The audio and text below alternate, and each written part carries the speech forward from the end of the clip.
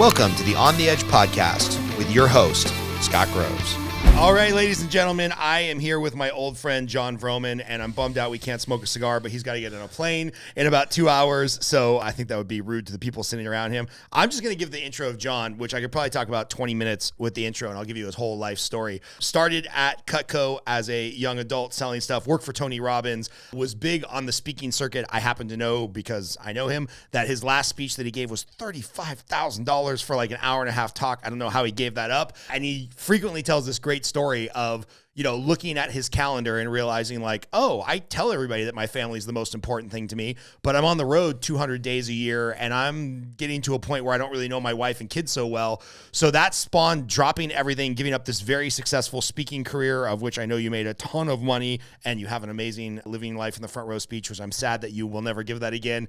And then he started Front Row Dads, and Front Row Dads started as a podcast, as a mastermind. It's a group that I've been part of for 6 years. I'm so bummed out that I missed the first retreat in Philadelphia, because that means that I'm not like a true OG, but a big part of my ability to manage a lot of stuff and still say like a present father and present husband and still grow businesses is because of the Front Row Dad community. So before we even get started, I want to say thank you for the community that you've built. And what I love most about Jon is when we go to a live event, when he's interviewing somebody on a podcast, he's not there to be the guru and the answer for everything. He is really a world-class facilitator of groups, which is how I've modeled my coaching business for my loan officers, because everybody can throw an event where you get 20 people up on stage and do a keynote. But the stuff that we get out of like member-led and you facilitating groups, I just really think it's your superhero power. So I'm glad on this quick trip to Vegas, man, you could make time to be on the podcast. What did I miss in my 60-second Reader's Digest of Jon Vroman? You nailed it. Perfect. And all right, podcast done. We're over. I feel like you can say things in 2.5 minutes. It takes me 2.5 hours to say. So. Yeah, we have a joke every time Jon says, I'm just going to go into something for a minute. Everybody screams out, I'll take the over. Because Jon is very much like the jiu-jitsu coach Dan Danaher, which like when Danaher talks, there's so much knowledge in like his combat and his fight experience. But I'm like, bro, that took 27 minutes and maybe could have taken, just show me how to do the move. I just needed like 2 minutes. So this could be a 7-hour podcast if you didn't have a flight to catch. But tell us where like life is taking you right now and what's in focus for Jon Vroman. Dude, I'm in a good spot, like a really, really good spot. And I haven't been able to say that for like many months. And I tell the guys that, 5 months ago, I'm shopping for another house. My wife and I are talking about splitting up. My kids are having a difficult time. There's new schools, there's health diagnoses. Like we found out we have like a mold problem in the house. We have heavy metals in our bodies. Like it felt like 6 things came down that were big things and they were difficult. And there was a storm. And right now it feels like we're not out of the, completely in the clear on all of that. But Tatiana and I are in a great spot right now, which is really cool and doesn't feel lucky. It feels like we earned it. Yeah. And that feels good. And I think because mom and dad are better, the kids are better now. Like I can feel them. The energy of my children is different. And I'm making confident decisions despite some of the challenges. And that feels really good. So I'm reaping the rewards of hard work is what I feel. And mixed with a dose of luck. How much harder is all of those family issues and marital issues when you're the front row dad? Like what was the thought process when you're like, I might have to come to the front row dads, of which one of our pillars is a thriving marriage, and tell them I no longer have a thriving marriage? So one part of that is shame. It's this, man, I should be better. I've interviewed 450 guys on my podcast. I've read the books. I've got the experts. I've been in the conversations. I've had more men's retreats about fatherhood than most men will ever have. And yet here I am still messing up, aspects of my marriage or parenting where I'm like, Jon, come on, man. You got to be better than that. You're the guy. You're the guy. You got to be better than that. And so there's embarrassment and shame that can like creep in a little bit. And I'll work my way through that. I won't stay in that. I'll recognize that I'm a human. And that's actually then when I come out the other side, I'm like, well, that's why the guys are here, because they recognize that I am in it with them. I am fucking things up and learning and growing. And the other thing that I wanted was that I would say to myself, and I said this years ago, if I ever get divorced, which I don't think I am right now as I talk to you, but I thought years ago, if I ever get divorced, I wouldn't want it to be a big surprise. I wouldn't want a guy to be like, wait a minute. Everything I ever heard for the last 5 years was that his relationship was perfect, level 10. They were madly in love. Everything was great. And then boom, they're divorced.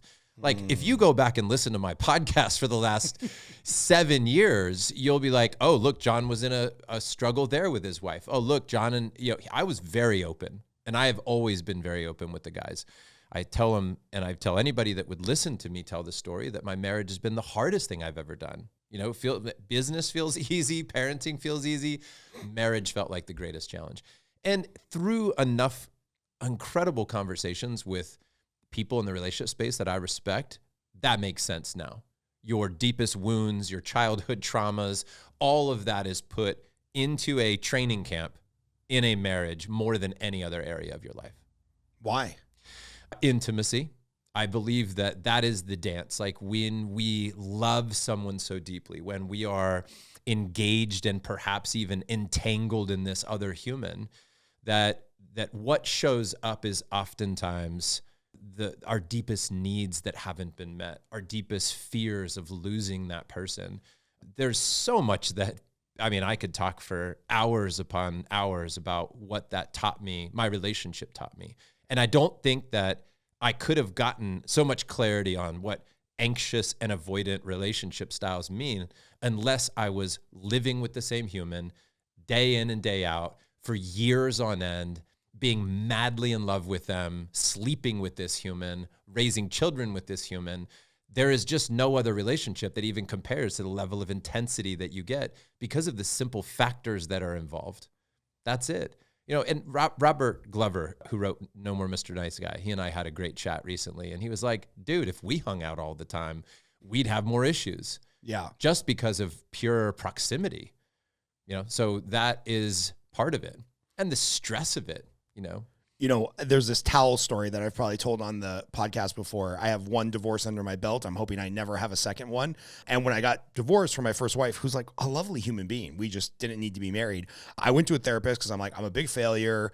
This is repeating the pattern of my parents. I'm never going to get married again. It's just going to be hookers and blow from here on out, which I didn't partake in either, I'm happy to say.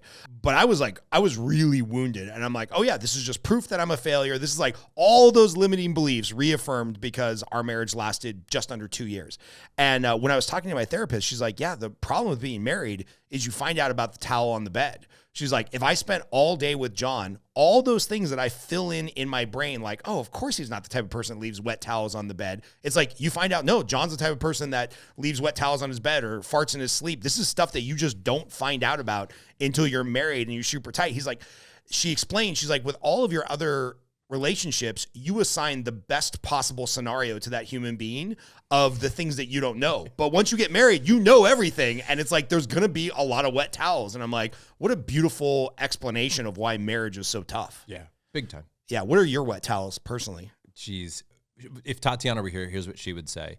It would be my anger, my emotional attachment to things. She would tell you it's my desire to control.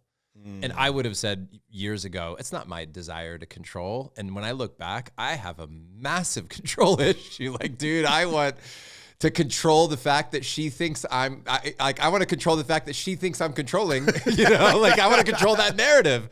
And that's a reality. Yeah. I want to control tons of stuff because it makes me feel safe.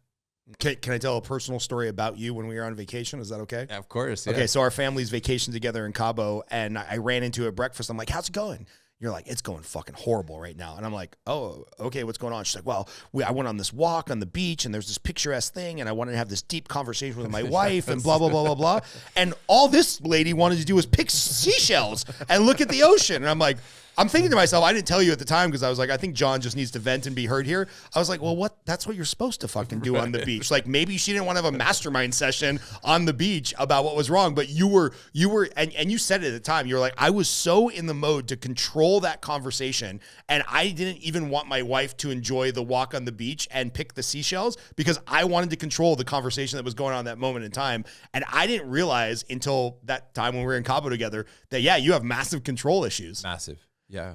And why? Because like you're close with your parents from what I understand. Like You didn't seem to have a big T trauma childhood where horrible things happened to you. So like, why do you think there's that incessant desire to control things? I think, well, the one thing that I did experience as a kid was I was really short. So when I was 15, 16, 17, in that like developmental period, I was really short. And that gave me this, I'm not enough, I'm not seen, I don't matter. Girls were like writing in my yearbook, like, I'd want to grow up and marry somebody just like you, but nobody wanted to date me. So right. I felt overlooked. I felt unimportant. That's how my inside dialogue was. I experienced my inside dialogue. And then what it was, is I just so desperately wanted to matter, make a difference. And all of my grasping and yearning and trying has been so that I'm loved enough, that the world will think I'm enough, that I'm enough for my kids, that my parents will be proud of me. That's really, looking back now at 49 years old, over the last 3 decades particularly, that's the driving force. So my desire to control is to be a good human who has done good in the world, and other people will tell me I'm great.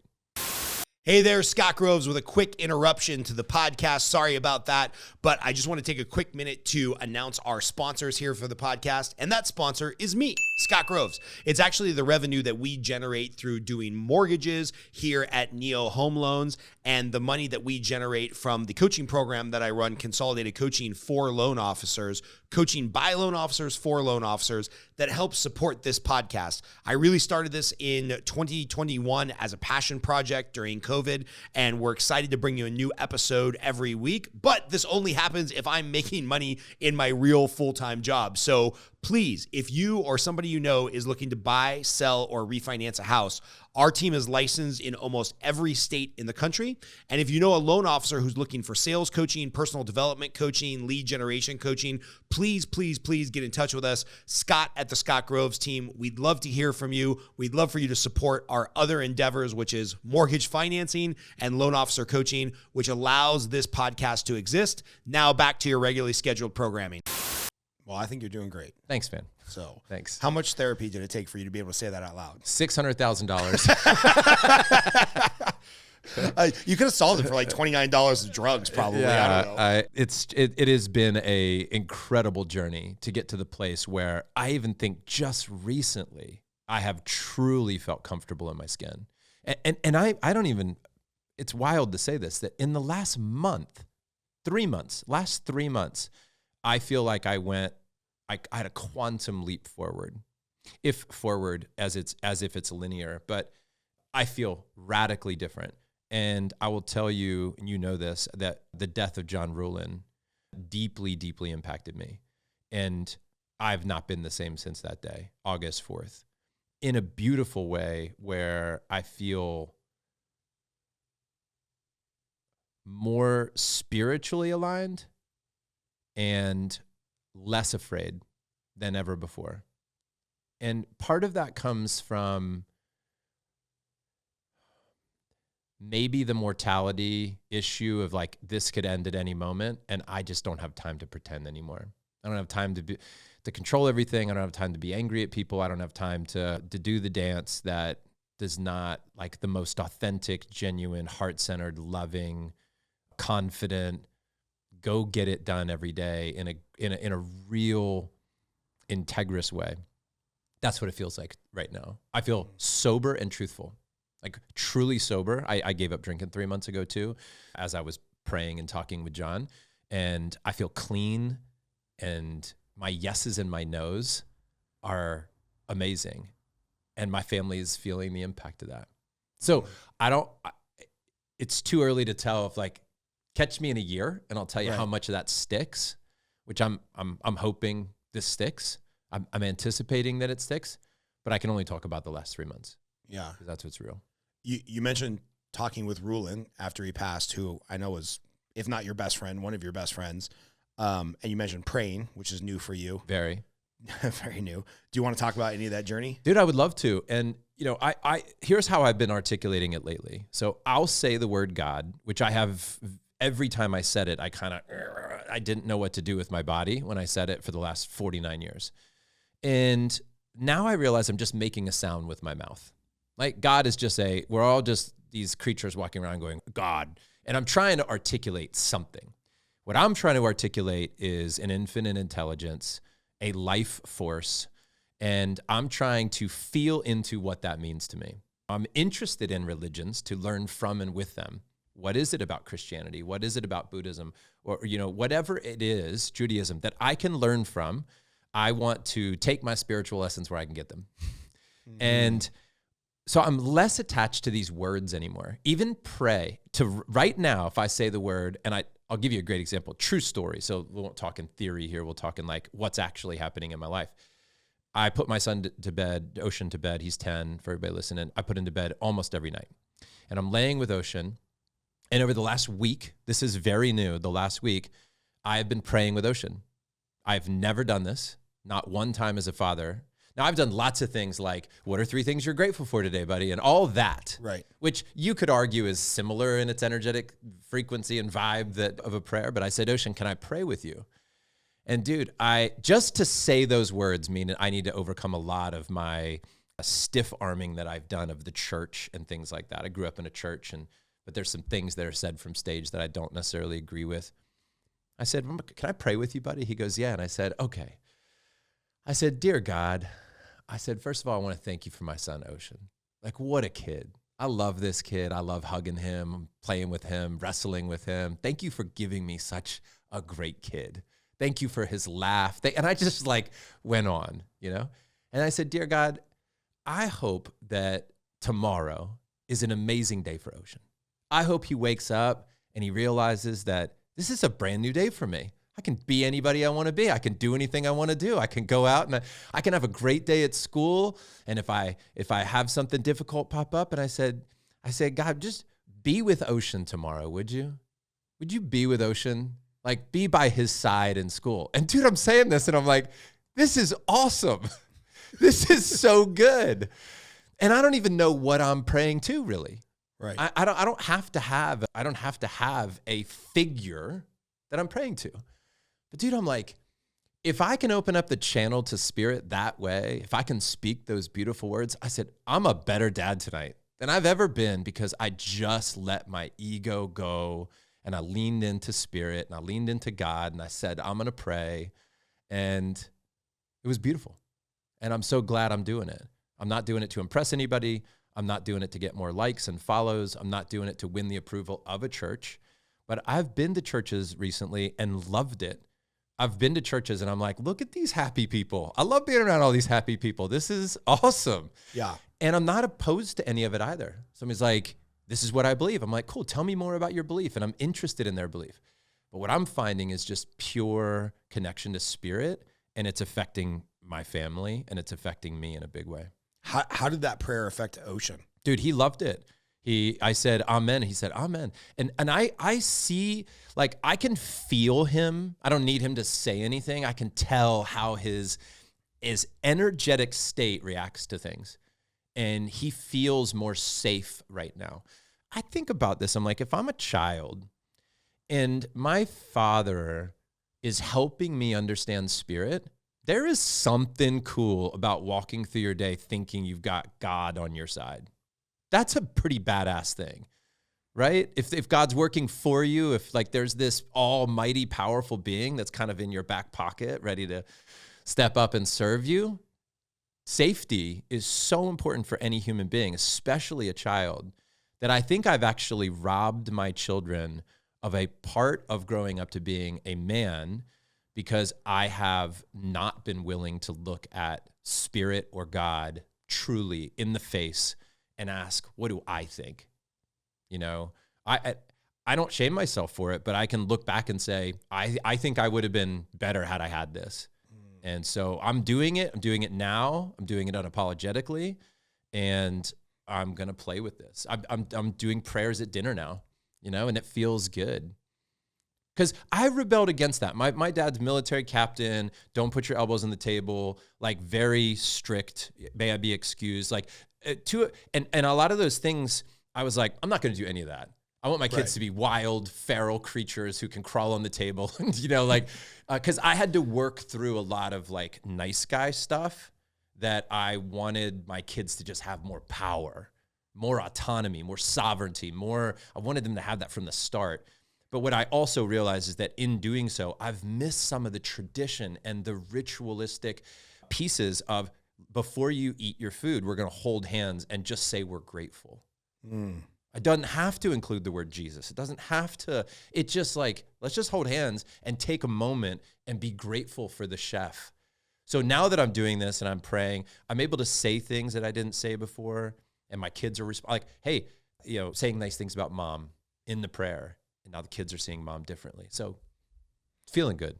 How much do you think there's that ebb and flow of like, I'm the same way, right? It's like we want our kids to be independent and strong and have their own ideals and be a little feral. But I'll tell you, and you'll see Gabriel when we pick him up, we're in a 90-day sprint of yes, sir, no, sir, yes, ma'am, no, ma'am, because we let it drift a little too far over 1000%. here. And he talked back to his teacher and he was talking back to his mom. And in a moment of anger and rage, I may have done some non-front row dad things and lost it on Gabriel. And I was like, a lot of F words. And I was like, hey, I can't make you be nice, but I can make you be respectful. Yeah. So we're in a season of a little bit back to, Captain Vroman. You're asked to excuse yourself from the table. Yes, sir. No, ma'am. And I texted all of his teachers at school and this is what to expect. And if you don't get that, let me know. And there will be consequences at home. So as fathers, like, how do we play that game going back and forth? Right. Cause sometimes I'm like, if I'm trying to hold two thoughts at the same time and I'm a 45-year-old man who's having a hard time holding two thoughts in my head at the same time, what is that like for my 8-year-old? And am I just creating like a split personality borderline schizophrenic? Or is that my job as a father to like teach them this ebb and flow of when it's appropriate and when it's not? I think it's your job to be pivoting in the moment based on what you think is right. And being willing to change, like being willing to have a season of yes, ma'am, yes, sir. Right. And maybe a season where that's not it. And that's okay too. Like I actually, it's funny, may I be excused from the table. The other night, as I'm tightening things down now at the Vroman house, because the pendulum swung a little too far, right. I was like, when you want to leave the table, you say, may I be excused? And I'm like, right back in it. And I think that that's likely the case. Sometimes your dad did something and you're like, I'm not going to do that. And then you see the consequence of not doing that. And you're like, okay, maybe he had a point. Maybe he actually wasn't such an idiot and he actually knew what he was doing a little bit in that space. That's okay because that's what we're supposed to do. We're supposed to experiment. You said something like it wasn't very front row dad-esque. And I know what you mean, but I'd also say that's perfectly front row dad. Because front row dad, what that means is authentic. It means you're a human doing human things. We're here talking about it. The real damage is in not talking about it and pretending like it didn't happen and not talking about it with me, not sharing it with your audience, not talking about it with your children. Because I was talking to another guy this morning and I was explaining that 2 nights ago, Ocean is doing his bedtime routine and I'm being very nice, like, Ocean, 8:30 is the bedtime. I need you to get in the shower. And I'm talking real nice and just very direct though. I'm looking him in his eyes. I'm telling him. He distracts himself with something else. And I'm like, Ocean, I need you to do this now, right? I'm still nice and I'm still calm. And then after like the 4th time, and I'm tired and my willpower tank is drained, I look at him and I'm like, Ocean, shower now, like that. And I look at him like, I'm going to wreck your soul if you don't get in the shower. And dude, he looks at me and has this like terrified look in his eye. And he just kind of hangs his head and walks slowly to the shower. And he comes back out and I'm kind of fuming and I'm like, trying to calm myself down. He gets into bed and, I'm laying next to him and he goes, Papa, he said, I want you to know when you talk to me that way, I don't like the way it feels in my body. And he said, when you look at me with that mean look in your face, I get scared. And I'm like, oh, buddy, I said, I'm not trying to hurt you. And I know what that look is like. My dad did that look to me. And I don't want to do that to you. I said, but I just sometimes get so frustrated because I've asked you a couple of times and I don't know what to do. And I feel like if I raise my voice and I say it that way, you'll finally listen. And I go, I feel like I'm out of tools and I'm sorry. I don't want that to be it. He goes, well, maybe you just like take away, you don't lay with me that night to go to bed, or you take away some of my toys, or, something like that. And maybe that's the consequence. I'm I'm like, probably be better than raising my voice at you. Thanks, buddy. And that was the repair that we talked about it. And I think that's the most important part. So I will let my kids know that I swung the pendulum too far. I've issued consequences where it's like, no TV for 6 years. And I can't even honor the consequence. Like, wait, I want to watch a movie. And I have to, right. And I have to come back and say, hey, I was really intense. That felt good in the moment. But after I reflected on it, I realized that's a ridiculous punishment. I need to course correct. I need to give you now a punishment from a grounded place. So here's what I think. And I do that kind of pivoting and correcting and shifting all the time. I think that's okay. I think that's actually an important skill. And if you can be consistent with things, consistency also has a benefit, but so does adaptation. Mm-hmm. So they both are important. So talk to me about the 6 pillars of Front Row Dads and like how you came to those when you were thinking about building this mastermind. Yeah, well, so 6 pillars, I'll start by zooming out for a minute, and they're in 3 categories. So the man, the family, the business, those 3 categories. Are you okay as a man? Can we get you solid and centered? Is your family okay? Your marriage, your parenting? And then can we get your business dialed in? And can your business serve your family, not take you from it? Now, within those 3 categories, the man, you would have 2 pillars in each one of these: emotional intelligence and health for the man. You know, is your body right? Is your mind right? For the family, parenting and marriage. And then for the business, you have the business itself, but then the wealth you create and what do you do with the money? So those are the 6 pillars: emotional intelligence, health, marriage, parenting, business, and wealth. Those are the 6. How we came up with those was how we do a lot of things in Front Row Dads, as you know, and that is through group conversation. So props to my buddy, John Berghoff, who is a facilitation master, studied a process called appreciative inquiry from David Cooperrider out of Case Western. That philosophy is, how do you bring many voices into the room? So one way is, I'm the owner of this, I'm the boss, here's how it's gonna be, I came up with the 6 pillars, like it or leave it, right? The other way is, I got 50 guys in the room, and I put them all into groups of 5 and say, look, I think we need to define what we're focused on in Front Row Dads. Categorically, pillars, whatever you want to call them. You as individual groups think about what would be the 4 to 8 categories that we will talk about as a group. And you discuss it and you vote on it as a group, and then you present to the room what you came up with. So we had these pods, these groups of men who are all members who came up with what they thought the pillars were, and then we aggregated the data and we came up with what are our 6 pillars. So it was co-created in the community. Why is that so important? Oh, I know why it's so important, but why do you think it's so important to co-create things? And, you know, I mentioned in the intro, one of the things I love about your event is everything is co-created.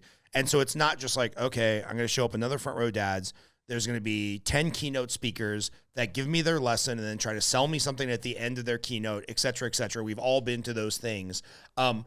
Why is the co-creation fundamental to what you're growing, the group that you've put in place? I mean, because one of your other superhero powers and what you've brought into the group is the ability to go super deep, super fast on conversations. Yeah.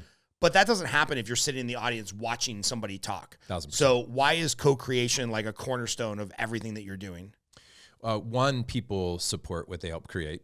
You know, so if you're part of building it, then you're more likely to lean into it. Selfishly, this is how I want to learn. I have such a hard time sitting and listening to somebody talk at me, just where some people can process perfectly that way. In fact, that serves a particular type of person probably. Like, I want to just receive your information, take my time processing it. Please don't ask me to speak or share. Like, that works for somebody, not for me. I want to hear a quick idea. I want to move my body, talk to somebody, say something out loud, see how that lands, swap ideas around the circle. That to me is like my learning style. So to me, it has higher energy. It's more sticky. The science that I've looked at makes that interactive learning much more valuable. You retain a lot more. So especially if you start teaching, if you start opening your mouth and spouting it out, you can perhaps retain more. And the wisdom's in the room. I think that's the biggest part, is the wisdom's in the room. How do I create an environment that allows for Scott to tap into his inner wisdom and then reveal that. And that is through stories, through your real experiences, right? And that's all we have to do. It's so great when all you have to do is tell the truth. Like, how do you make every event a home run? Just make it so that every dude in the room has to just tell the truth. Because if people start masking up and pretending and fronting, but shit, if you just have to tell the true story, we can all do that. And then in the way that we can create a safe environment is, first of all, declaring it. This is what this room is about, guys. This room is a safe space. If you're not willing to participate in a safe space, this is not the room for you. You create that safety. You speak into existence what you want.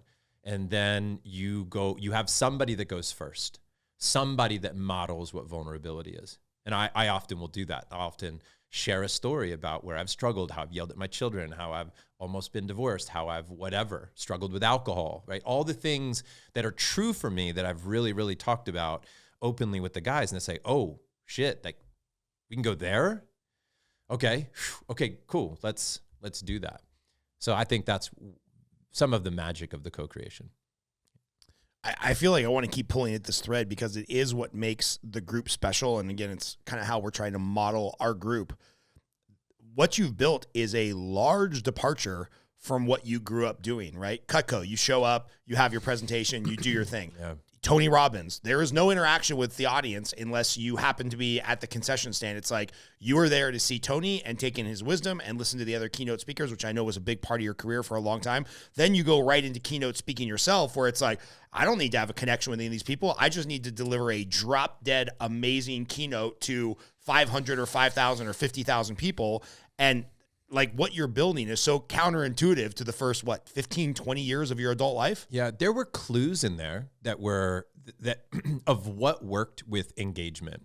So like even in my speaking, I realized very quickly that if I could engage the audience very specifically by having them say things back to me, that I was giving a better speech. So there were ways that I could have people, I don't know if you remember, I'd have them jump up and hug each other. You know, I'd have them do all sorts of things, because that was what made the speech better. And Tony, when he would do his crowd work, and I think about great comedians like Matt Rife, you know, and the crowd work that he does, like that's one of the reasons he's so good, is he's like leaning into the crowd, pulling them in.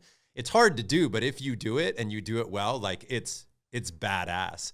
Tony doing an intervention with somebody is like unbelievable. Like, right. I mean, some of his intervention work is just, everybody's just for people that haven't been to a Tony Robbins event, explain what the intervention work is. Because the first time I saw that, I'm like, this is like some weird voodoo shit. Yeah. Well, here's one that stands out that's pretty dramatic, but I think it'll make the point. He would ask if anybody in the room is suicidal, and he would ask them to stand up. Hey, is anybody in the room suicidal that would stand up if you are like currently suicidal? And he would engage with somebody in the audience that is like, I'm ready to end my life right now. I'm thinking about it this week. And he would talk with them for hours sometimes in front of the room, in front of everybody. And Tony was great engaging with the person in such a way that everybody's learning. And he would say sometimes, he would have this phrase where he'd go, of course, I'm just talking to whoever he's talking to. I'm just talking to Bill here. And of course, he's not talking to just Bill. He's talking to everybody, because everybody can relate to parts of Bill. Everybody can relate to something Bill's going through, the not enoughness, right? The exhaustion from performance, you know, in life, or whatever it is, or heartbreak that he's been through. And that was beautiful to see, because in many ways, we want to connect so deeply to ourselves and to other people. And when you watch Tony do it in front of the room, you're like, shit, I want to be able to do that. I want to connect like that to my wife and to my kids. I want to be able to ask the right question and say the right thing and tell the right story and engage in such a way that people are moved, because we want to be moved. We like seeing people come alive because we want to be alive. So I saw clues of it, but I do think that there is a evolution for me beyond that. And maybe it's because I'm not Tony, because I don't have that skill. So you adapt as a human to go do the thing that you are meant to do. Because maybe if I was as good as Tony, I would be, you know, doing what he does. But I'm not as good as Tony in that realm. And so I think I'm world class in the realm I chose. Yeah. So, when you talk about like it takes 10,000 hours to get great at something and you've been surrounded by a lot of these people for a long time, you make a lot of things look easy on the podcast, especially in the live events that we do. You make things look really, really easy. But I know there is a shit ton of work that goes into your design sessions of, like you mentioned it, coming up with good questions, right? So can you walk us through the process of like, okay, I've got a retreat coming up. I've got 60 guys that are spending their time and their money, and we have some people in our group where their time is very, very, very valuable, much more than the money that we are paying to be there, because of the businesses that they have. How do you go about that design process of trying to come up with world-class questions to lead a group into the emotional safety that you create? God, I love this question, because designing events like this, I find so enjoyable. Like I geek out over this. So, all right, a couple things. One is, if you walk into my office right now, what you would see in front of my desk and these French doors are a bunch of Post-it notes. So the first thing I do is, if I'm having a 3-day event, 3 Post-it notes, big Post-it notes at the top, day 1, day 2, day 3. Then I start with the idea session. I start feeling my way through.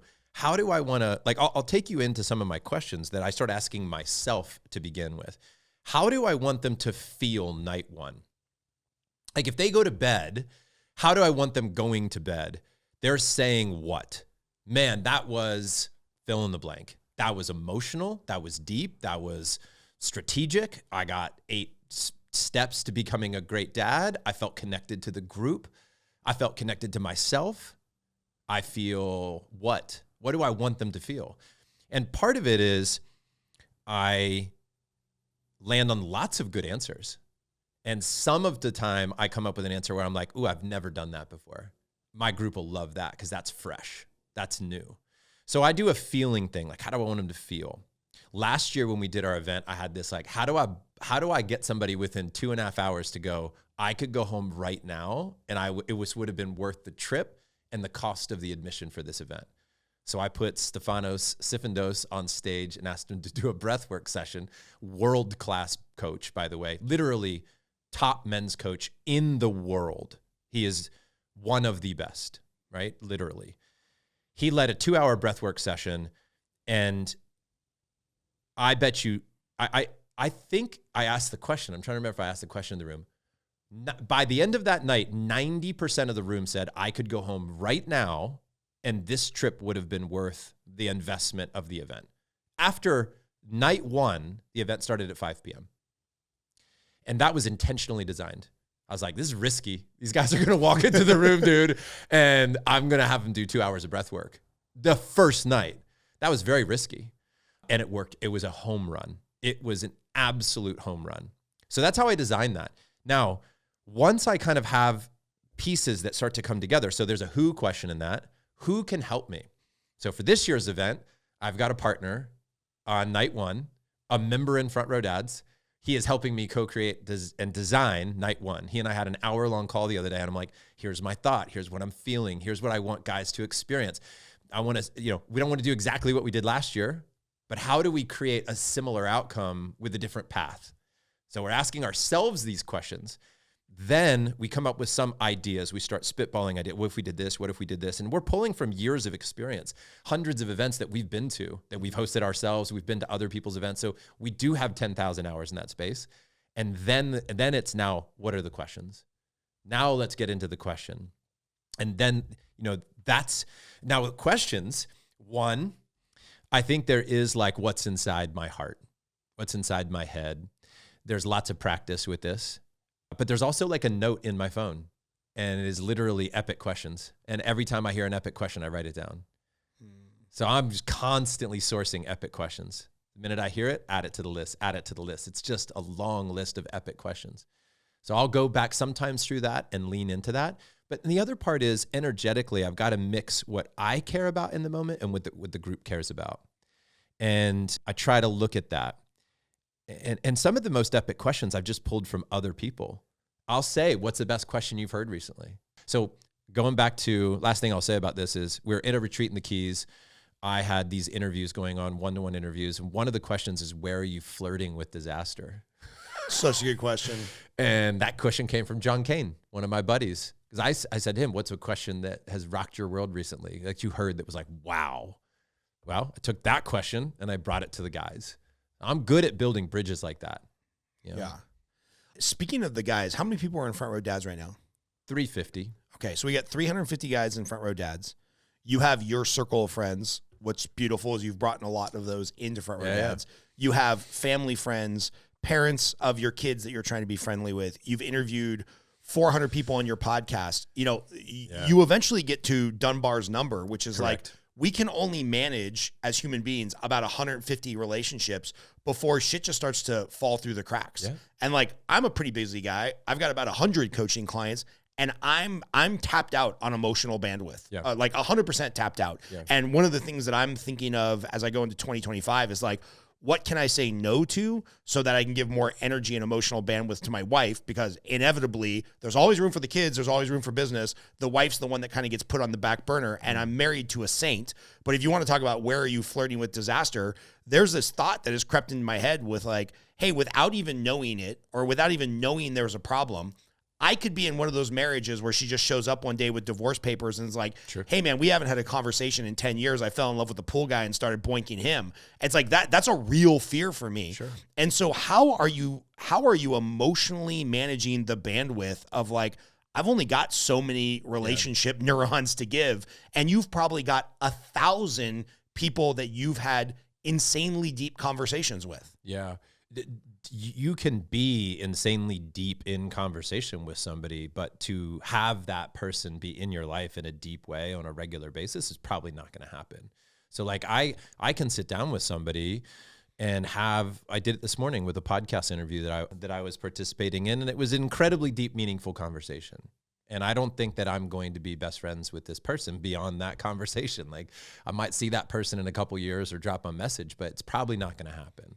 Because I am feeling pretty full on how many people I can really hold in my life. You know, I got a core crew in Austin of people that I love and I travel with. And if I had to have a party of just 10 people, I think I'd know who I'd bring. And those relationships are so important, so critically important. And in Front Row Dads, I can't be friends with everybody. I don't know all the members of the group. You know, I can't.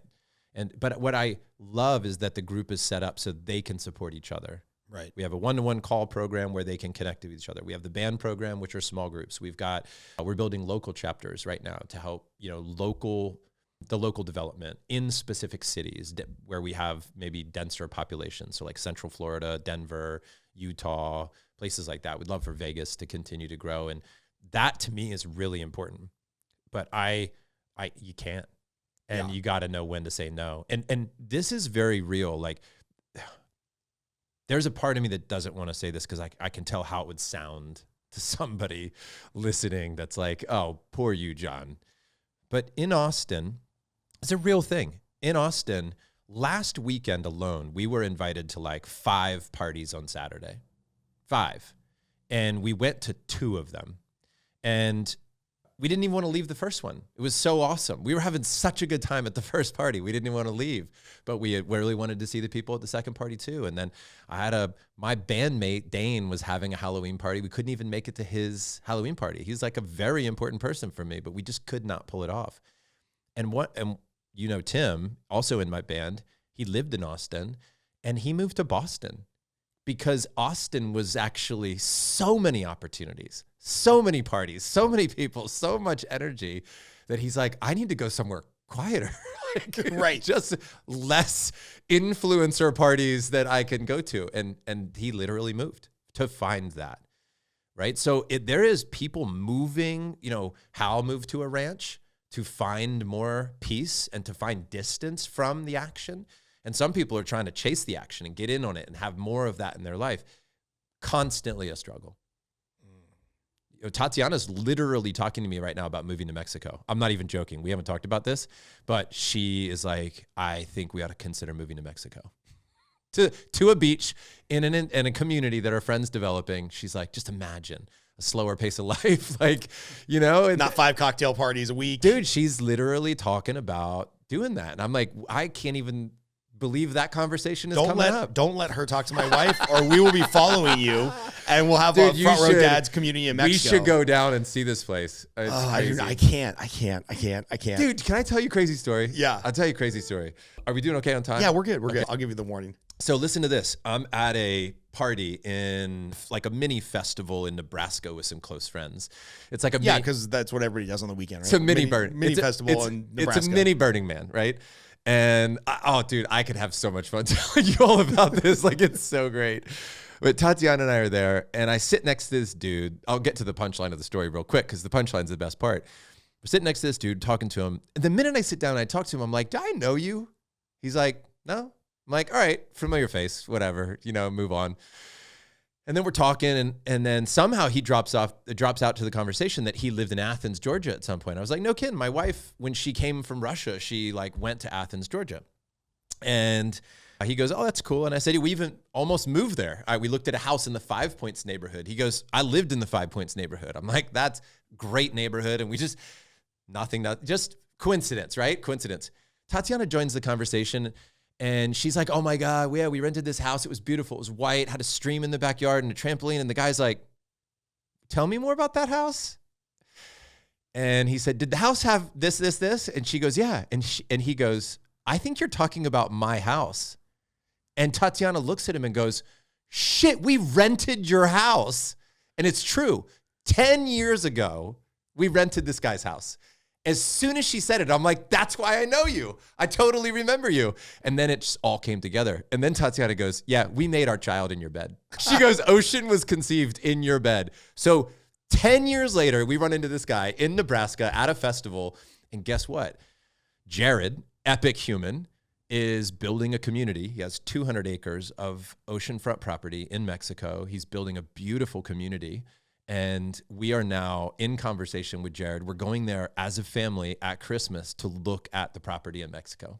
And Tatiana's like pulling me aside going, I know this sounds crazy, but I really think we should move to Mexico. I mean, there are no coincidences, right? It's like there's a reason your kid was made in that bed and then 10 years later you run across him again. That's dude, unheard of. I love leaning into the magic of that. There is a practical part of me that just wants to go, yeah, don't make something out of nothing. Like, quit trying to tie it all together. Like, I saw a black cat and I like the color black. Try too hard to match it all together. And then there's other parts where I'm like, this is pretty magical. I mean, 10 years later, we stumble upon the guy. 1 hour into the conversation, we figure out that we had this connection. It just so happens he has this community. And there's other things that are actually really cool threads to him that are really amazing threads.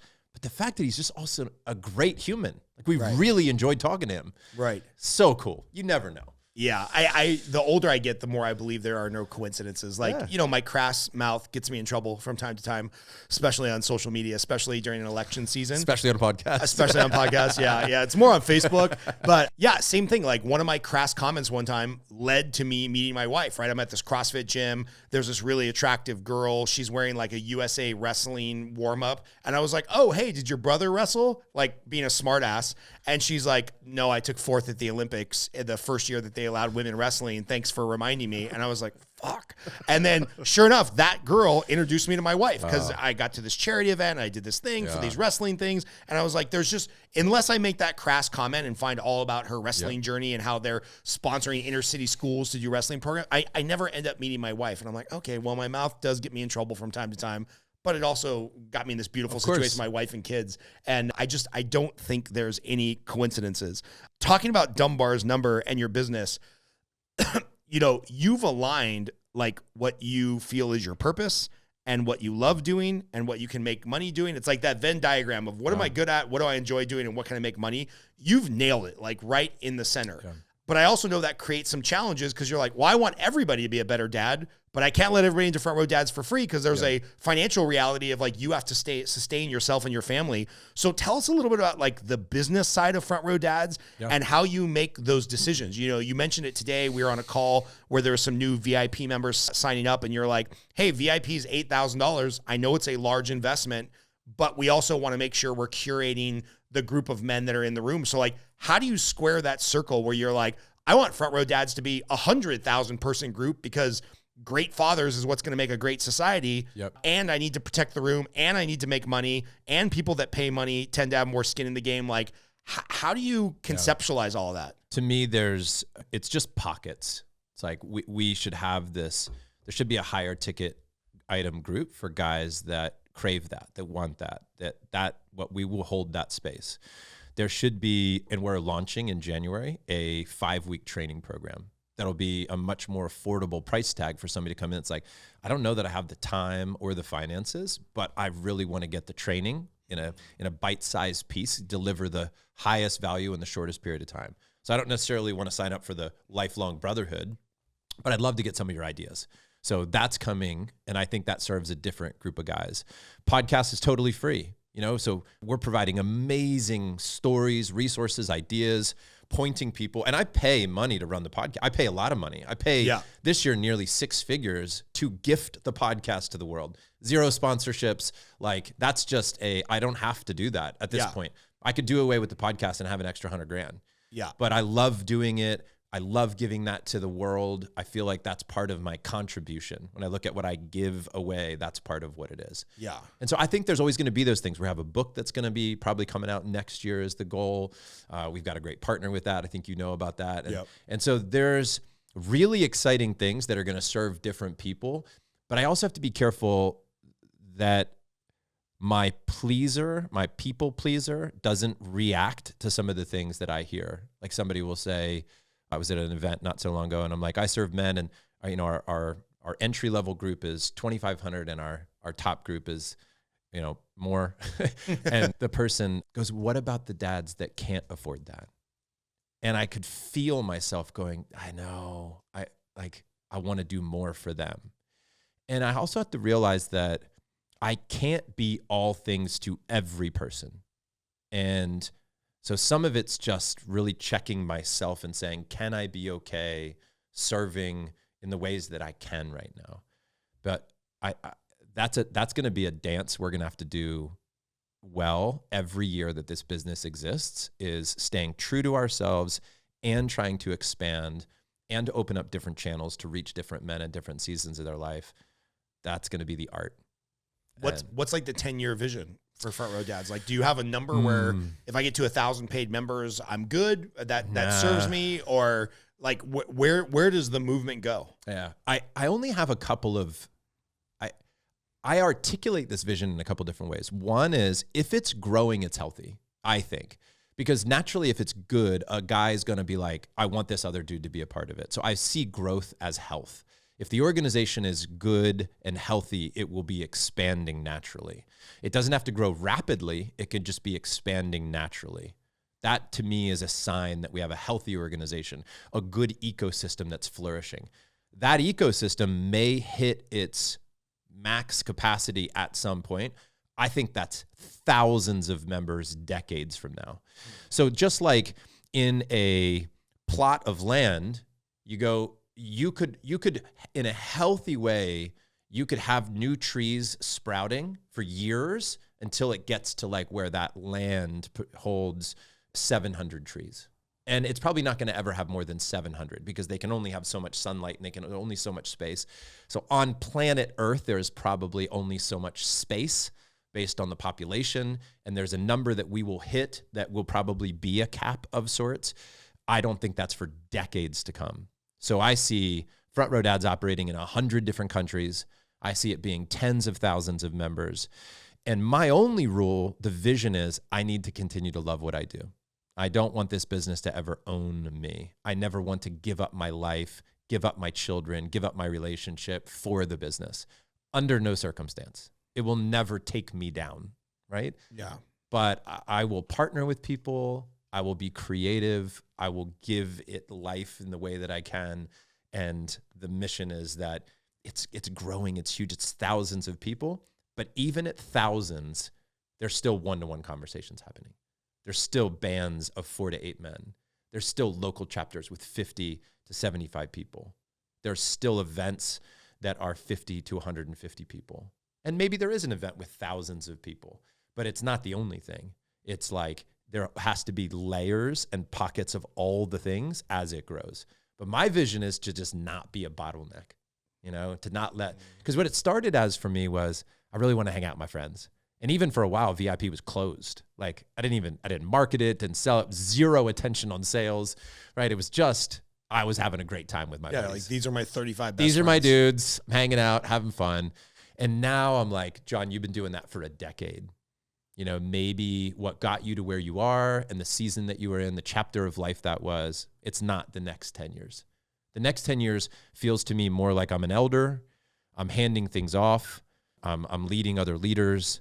I'm positioning the company in a way that other people can step in and grow. And that's exactly what you see me doing, partnering with Ali, Levesque, right? All these cool people that we're partnering with. You and I are doing stuff. There's events that are happening that I'm just slowly handing the mic off more and more and more to get other people, you know, part of the big vision. How hard is that for somebody that has like a control issue? You can be involved. You just have to do it my way. I will give you full autonomy to do things exactly like I would You have. have absolute sovereignty to trust my opinion. No, but seriously, how do you do that, right? Because like, you know, the whole thing, the ethos of the group is, you know, fathers who have businesses, not business owners trying to make time to be fathers. You're merging the two. You're merging being a father with your business, and being a control freak can't make that easy. Yeah. It's exactly what a relationship, like we talked about earlier, being in a marriage, why it's so healthy, because it just forces you to look at your shit, right? If you haven't, there's an old saying, if you haven't addressed your childhood trauma, your relationship will. And in some ways, it's Say that again. If you haven't addressed your childhood trauma, your relationship will. Like, you're not going to escape it in a relationship. And I think that in business, a lot of that's the same thing.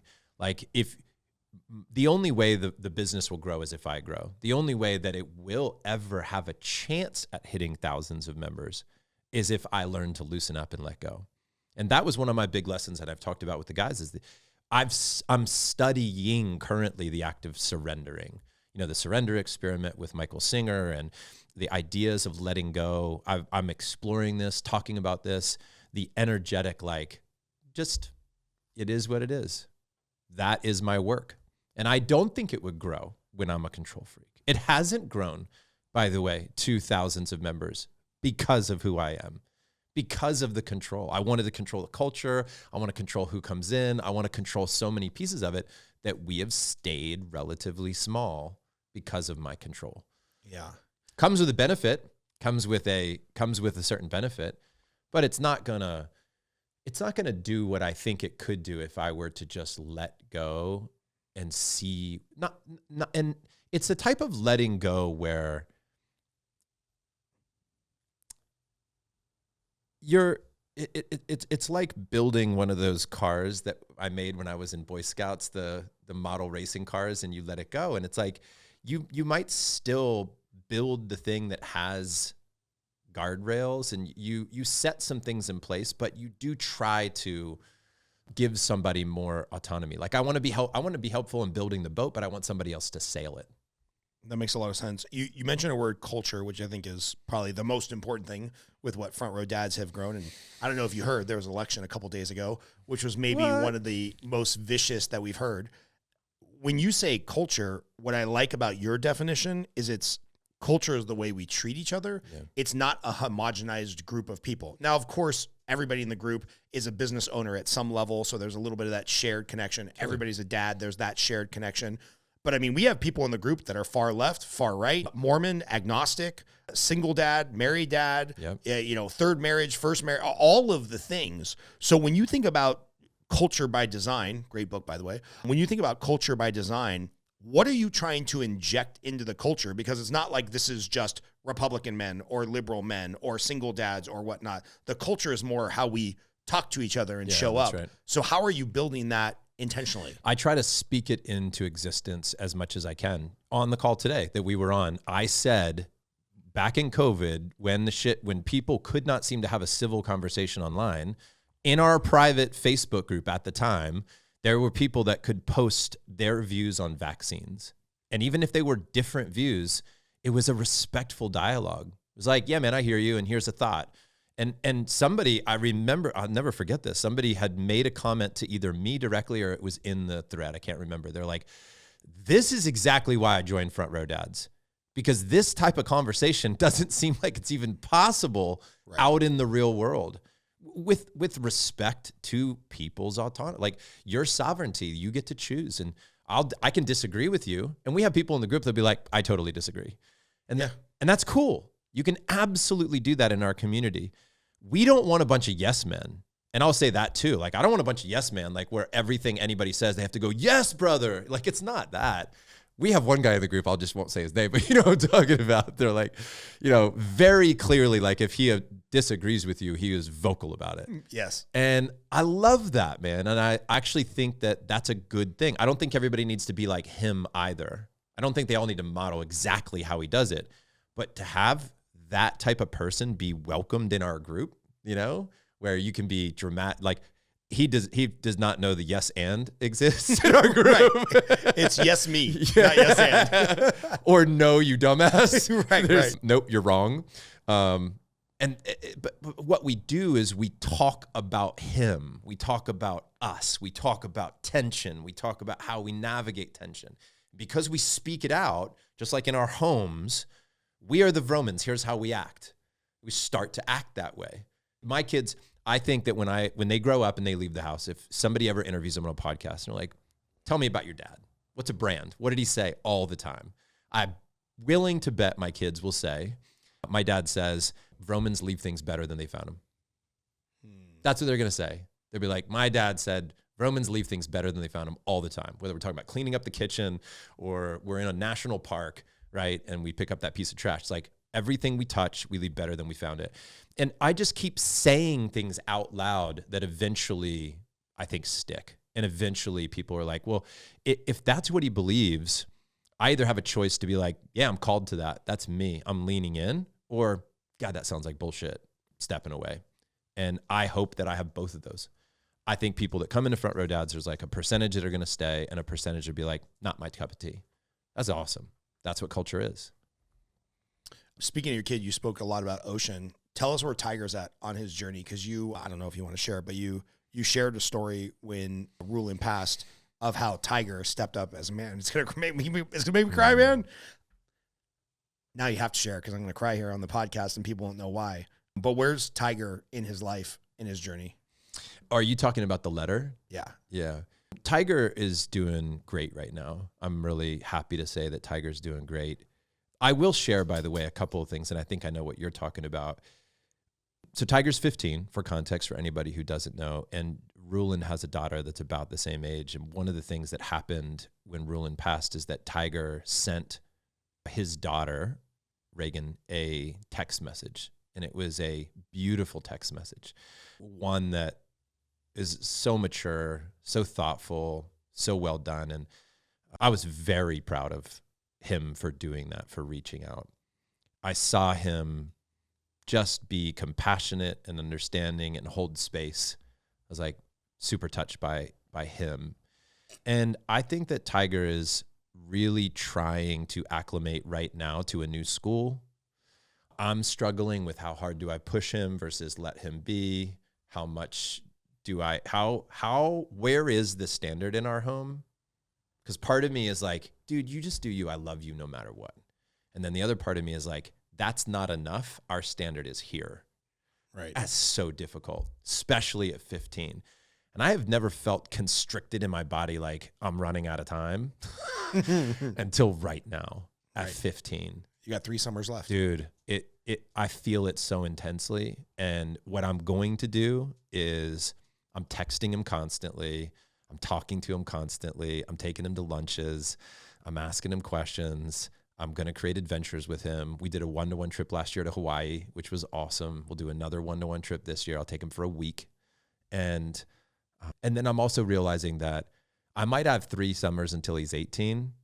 But dude, my hope is that his 20s with me are going to be epic, and his 30s with me are going to be epic, and his 40s. So I want to take care of myself, my health. I want to take care of my family in such a way that we have decades to go.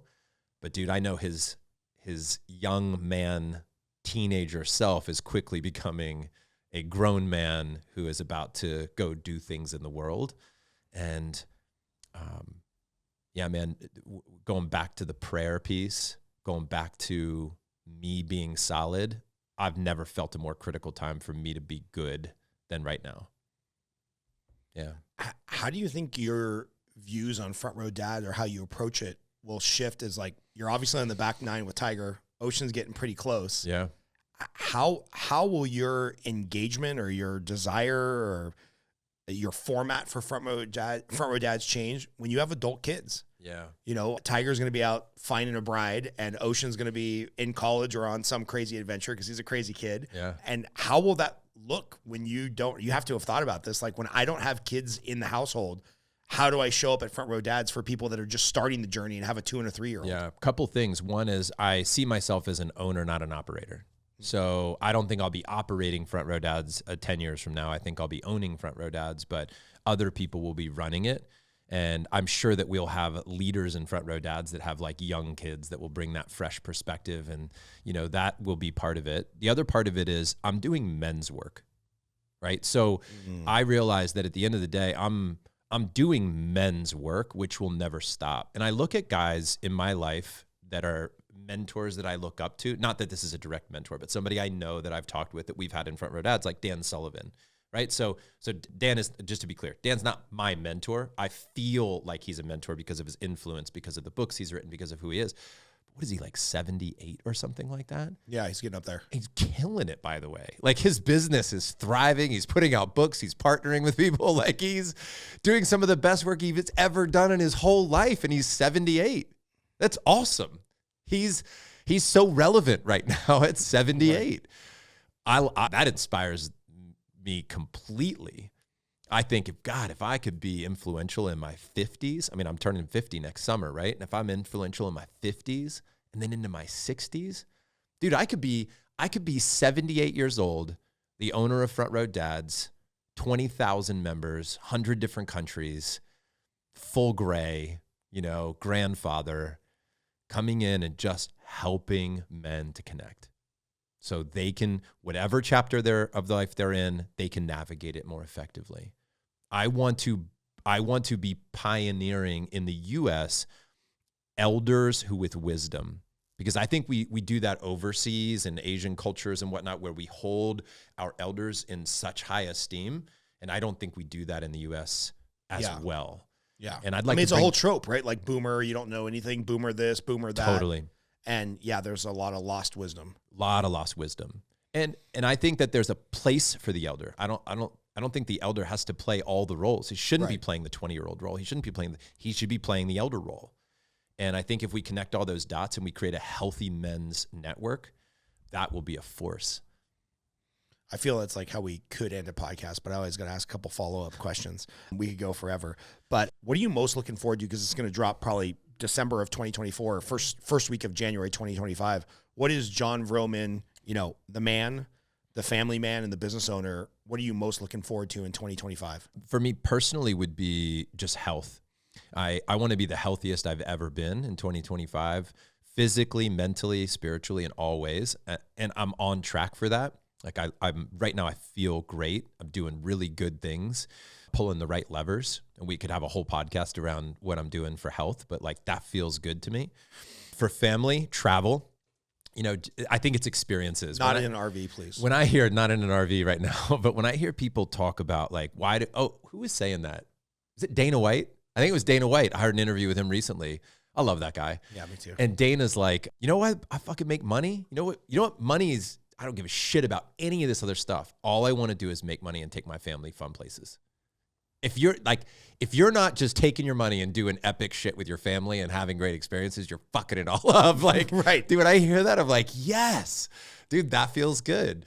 You know, that feels really good. I want to do epic shit with my family. You know, if I'm ever going to like put myself under financial stress or push the boundaries in some way, I'd rather do it there than in other dumbass ways. Nobody's ever regretted a trip. I think like we did this European adventure that, you know, and that was expensive. We did a European adventure that was expensive, but dude, I'm so glad that we have that memory that we did that. I feel so much pride knowing that I like took them on this trip. It was really cool. So that would be it, travel for family. And then for business, it will be partnerships. It will be not me obsessively figuring out how I can be better, whatever, podcast host, facilitator. Yeah, I always want to get better at those things. But the thing I want to obsess over is partnerships. Love it. Bringing the right people and get out of the way. And most important question and final question, what's your favorite movie and why? Because I'm a movie junkie, and I don't think I've ever asked you this question. Really? Yeah, I don't think so. Shit. Favorite movie and why? Well, okay, well, I'll just give my gut reaction. Like, the movie that showed up right when you said that was Rudy. Oh, of course. Yeah, Rudy was like, for me, as I said I was short, full circle in this interview, I said I was short. And when I was going through a really tough time when I was young adult, let's call me, my dad said, you should watch this movie. And I was like, I don't even have enough money to rent that movie. He handed me $5. I went to Blockbuster. Just timestamp that, everybody. Yeah, exactly. Went to Blockbuster, rented Rudy for $5. And that movie changed my life. And I honestly changed my life. I saw somebody who no longer was a victim of the very thing I was making myself a victim of. Poor me. If I wouldn't have been short, I would have had more girlfriends. Then I would have had more self-esteem. Then I would have blah, blah, blah, blah, blah. Right. And dude, that movie was so good. So yeah. And there's others that we could talk about. We could do a whole thing, but that one. All right, that's the way to end it. And next time we're together, we got to do like a 4-hour podcast over a cigar, because I wrote down like 8 different tangents we could have gone, but we got to go catch a plane. Thanks for being on, Jon. Thanks, man. That's awesome.